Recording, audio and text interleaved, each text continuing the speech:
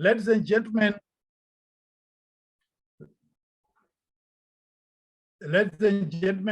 I want to draw your attention. Oh, sorry, are you seeing my screen? Only your Yes, own. Doc. Yes, we can see your screen, Doc. Yes, we can see the screen, Doc.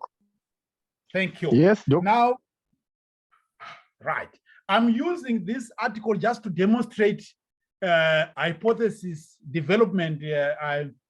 I've really come to realize that these guys did a very good job on just sticking to basics in terms of writing.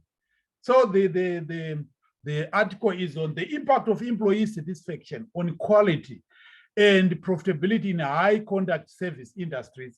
Even if you are not from that area, I'm also not in this particular area, but I thought this is a very good article for purposes of illustrating hypothesis development.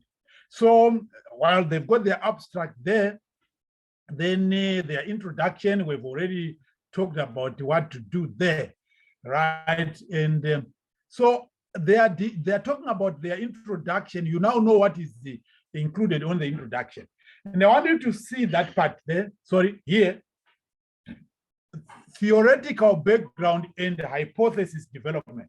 So after their introduction, they say theoretical background and hypothesis development. So you must have what is called an overarching theory. Unless if you are telling me that in this particular study, it is not available. But in most cases, people say so when they've not really read their literature. So there's that theoretical background there. They have got their theoretical background. It continues in this section here, right? So we are going to discuss related theories, but obviously you are discussing them in terms of how they've got a bearing on your current study. But I want you to check on this section here after their theoretical background, development of hypothesis. This section here, previous studies have provided some empirical support and theoretical backing that employee satisfaction, service quality, customer satisfaction, and firm profitability are likely to be associated to one another. You see, they are saying likely because this is what they've noted, and they're saying this is coming from extant literature. Then this part here, we develop the following hypothesis and establish our research model grounded in pertinent theories and empirical works accordingly. I just like the fact that they are actually telling us a skill here. What do you do when you are developing a hypothesis? You want to develop your hypothesis and establish your research model grounded in pertinent theories and empirical works. So that is the lesson that I want you to pick. You don't develop your hypothesis just by making baseless claims. You want to base that on pertinent theories and empirical works, right? Then so they say, employee satisfaction and service quality. So that's a subheading, right? If you check, they go down, they're arguing, right? And their argument, it continues on this column here.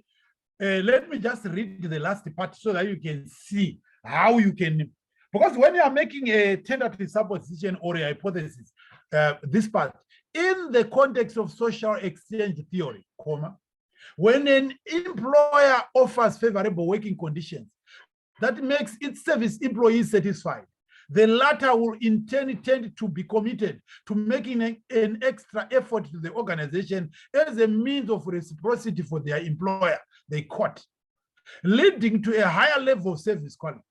Based on the theory of equity in social exchanges, we posit that employee satisfaction leads to higher service quality, hence hypothesis 1. So you see, their hypothesis is strongly based on extant literature and theory. So what they were discussing in theoretical background and what they were discussing in terms of previous studies, they used that to support their hypothesis. So this hypothesis here, employee satisfaction has a positive influence on service quality, is well supported. That is what they were talking about. So we are just saying, in the interest of time, we will not read everything here, but I'm saying, if you check again on hypothesis, this hypothesis 3, look at the last paragraph here.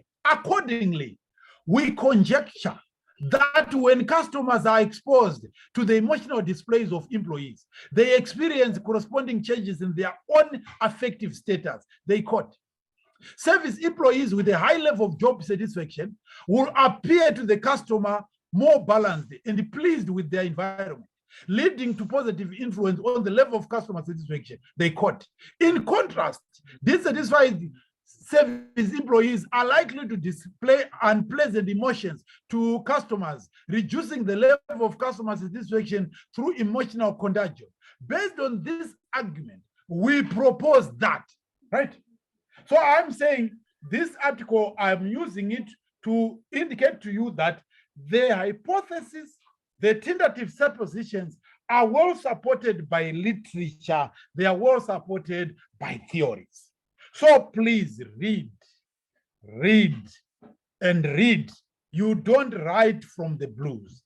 You base your arguments on what has already been done. You stand on the shoulders of the giants. Those are the giants who will make you see further away from what they were perceiving to be the horizon. You see beyond what they were seeing because you are standing on the shoulders. So that is how literature is so important to research. And that is what I expect you to do. So that was briefly on hypothesis development. And this was meant just to illustrate to you in a very classical manner how you can support your tentative supposition using extant literature. Let me stop sharing on this one so that I move to the next issue, which is I want us to talk about the model. So I want to share screen.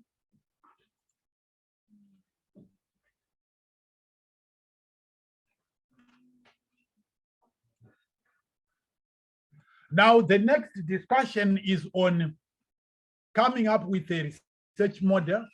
I'm going to use my work in progress. This is a study that I'm working on. Let me show you so that probably you'll be able to make sense of what I'm trying to do. The topic is understanding public health promotion of vaccination to rural consumers, integrating human values, religiosity, Ubuntu, and consumer trust in national radio advertising. That is what I'm actually working on. This is work in progress. But what I wanted you to see is this is a study which has a number of constructs: public health promotion of vaccination to rural consumers. But we are trying to integrate here human values, 1, religiosity, 2, Ubuntu, 3, consumer trust in national radio advertisement, 4. So this might not be very clear in terms of the reader making sense. So let me rush you to the model which I've drawn so that you'll be able to see that after drawing the model, it makes a lot of sense even to someone who is not into this area. So this is my model here. You see what I'm trying to illustrate here? I'm saying we have raw consumers' values and beliefs, right? And under the raw consumers' values and beliefs, I have conservation values, I have self-transcendence values, then I have religiosity, and then Ubuntu. Then I'm saying these relate to the trust that a raw consumer will have in a national radio advertisement, which is promoting vaccination. There's what is called advertising trust reliability. There's advertising trust usefulness, then advertising trust affect. So this is going to be hypothesis 1A, 1B, 1C. Then for 2, it's 2A, 2B, 2C. For 3, it's 3A, 3B, 3C, something like that. Then after that, I also want to relate the trust to advertisement-based vaccination intention. In other words, what is the consumer's willingness to rely on the advertisement? So I've got hypothesis 5, which links the advertisement reliability to willingness, then advertisement usefulness to willingness, then advertisement effect to willingness. If I do not show this conceptual model of third, my readers may be lost because these constructs, they are numerous, but I want to show how they are interlinked in terms of the logical flow. So I am using a diagram here to try and bring a very clear picture. You know, the Chinese say a picture replaces a million words. And that is what I'm trying to teach you here, that you can also bring clarity to the various constructs of your study by drawing what is called the conceptual model of the study, or some people call it a research model. So your readers will be able to make sense of the various constructs. Instead of being confused in the clutter of your constructs, they will be able to visualize what you are trying to present to them in a diagram. So that becomes a research model or a conceptual model. In other words, a research model or a conceptual model gives you a bird's eye view of how the various constructs of a particular study are hypothesized to be interlinked, so that when you now do your hypothesis development, you actually know that I have a heading which is going to be focused on conservation values and this, and what about that and that, what about that and that. So you are well structured. Even the way you are going to arrange your subheading, you may also be informed by your conceptual model, so that your readers can actually see how it flows. Then when you now do the methodology sessions, you will see how this conceptual model or research model is of importance, especially if you are running things like structural models. So basically, I just wanted you to see this. Remember, this doesn't, it is not relevant in every study, but we are saying there are some studies which I have seen there where you want to say, let me try to show the relation between internal audit, fraud, and the various other constructs of your study. So you can actually draw a conceptual model where possible. If you are saying, no, I don't think I can actually come up with a conceptual model, that's okay, depending on the nature of your study. But in most studies, you find that people do not draw a conceptual model because they are not familiar. They do not know how to come up with a model, not because it is not relevant. They don't know how to come up with a model. That's why they don't have it. But then it reduces the quality of that particular study, especially if the study is quantitative. So that's what I wanted to share with you using this study, which I'm still working on. So briefly, unless if people have got questions on the model, coming up with a research model, I wonder if there are no questions, let me give you time to ask questions if there are any questions before we move to the next, which is supposed now to be on what I expect you to now go and do. Any questions, comments before I stop sharing? Yes, Doc. Yes. You were talking about conceptual model being the research model, right? I had a question on quantitative research. What then is like ordinary least squares and those RDO models? Are they also research models? Can we label them research models or their research methodologies? No, what we are talking about here is how your constructs relate to each other. how your constructs, the construct of your study, you are going to do some statistical analysis using the various inferential statistics that are there, which you are going to do in the other sessions. But we are saying, even in qualitative research, you can illustrate some a research model, which is supposed to establish your tentative suppositions of how these various components relate to each other. I can show you, but I shared with you that article. If you check on the article Jaravaza 2023, Jaravaza et al. 2023 on COVID-19, if you go down that, you will see also a research model on a qualitative research. So it's how the construct of your study relate to each other. It's not statistical analysis as yet. Okay, Doc, thank you. Okay. Any other comments and questions before we move to the next aspect? Hello, Doc. Yes. Yeah, perhaps just to add a little bit on that comment. There's a difference between a model and method of estimation that is used to estimate the model. So in this case, it is the conceptual framework that actually predicts the model.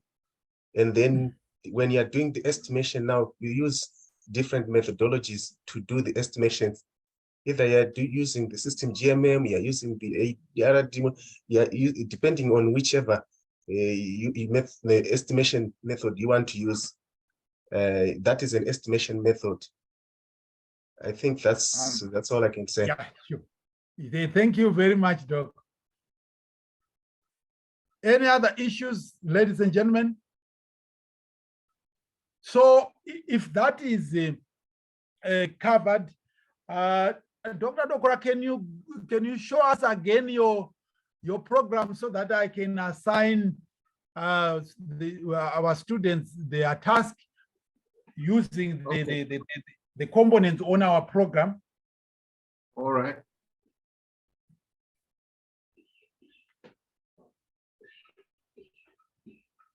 Right. Okay, thank you. Thank you, Dr. Dokora. Now, ladies and gentlemen, I now want you to go back to your groups. We want a complete introduction written. You make reference to literature, so your reference list must be there in line with what you were taught by Dr. Famba, citation and referencing styles. Then you also get into the literature section where you are going to have a theoretical background or a theoretical review that is relevant to your study. And then you do hypothesis development, right? So we've covered where you think that your study can benefit from a conceptual framework. That model that we're talking about illustrates that at the end of your hypothesis development section. So you have your title, then introduction, which is supposed to have between 5 to 7 paragraphs, then your theoretical background, and then hypothesis development. Depending on the number of your hypotheses, we want you to develop those. If your study is qualitative, we want subheadings that tally with your research questions. Remember, for a qualitative study, after your introduction, pose the research questions one by one. After you have done so, get into the theoretical background. So you should have probably an overarching theory. And then you discuss extant literature where you are going to have clear subheadings that tally with the research questions, which you would have posed at the end of your introduction. Then, if you have a model, let's have the model after hypothesis development. And then Dr. Famba, how can they submit the assignment?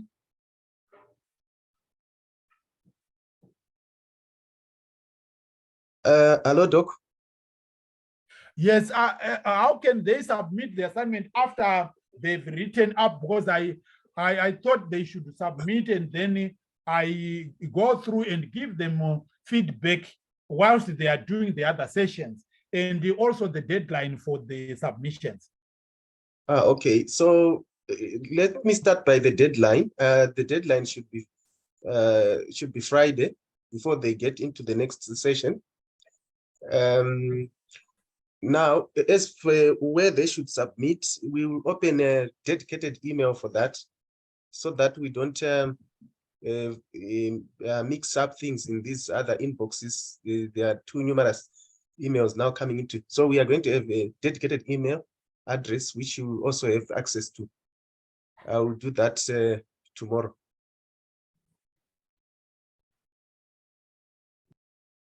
Hello? I see one student indicating, can we have the task on the WhatsApp? I'm going to do that soon after this session. Okay, so did you hear what I said about the where to submit?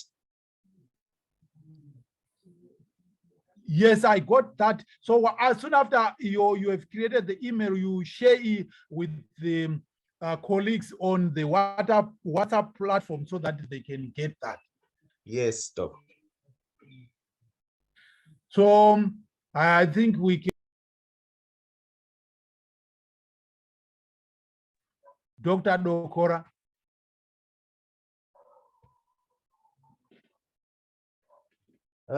It looks like Dr. Dokora has been booted out, right? Okay. Mm-hmm.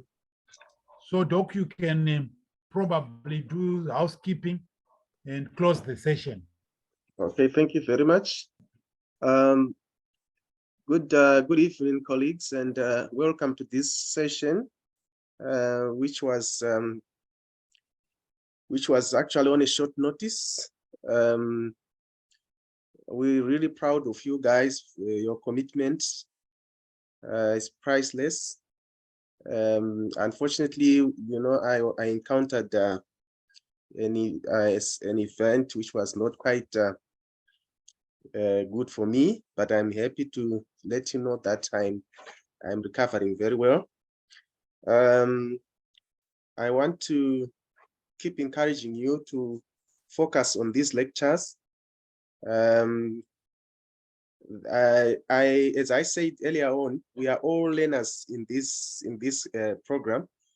If you are in this program and you say you don't learn anything every day, then I don't know exactly what kind of a person you are, because I've picked quite a number of things, especially on the phrases. There are quite a number of phrases that I didn't know, even if I'm a writer also. But I'm proud of that diary that Dr. Jaravaza is assembled. So let's make use of the information that we are getting. I've just seen Dr. Dokora has come back, so I'll just hand over to him to just say a few words.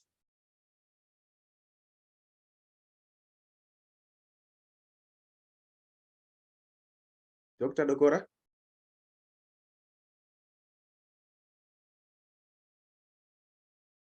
Oh, I think he's having a problem with his network. So yes, all the information that has been shared by Dr. Jaravaza, you are going to have that. And we are also going to post the videos so that definitely there will be some points that are not in the PDFs and but they are in the presentation. So you would still need to revisit the presentation. So we are going to post them on YouTube. Then you can download or listen or watch them from the YouTube section. So thank you very much. Enjoy the rest of your evening and enjoy the rest of your week. Consultations are welcome during the course of the week as you partake of your assignments. Thank you. Have a good night. You. Thank you. Thank you. Good night. Thank you. Thank you. We appreciate Thank you. Good Thank you, night. guys.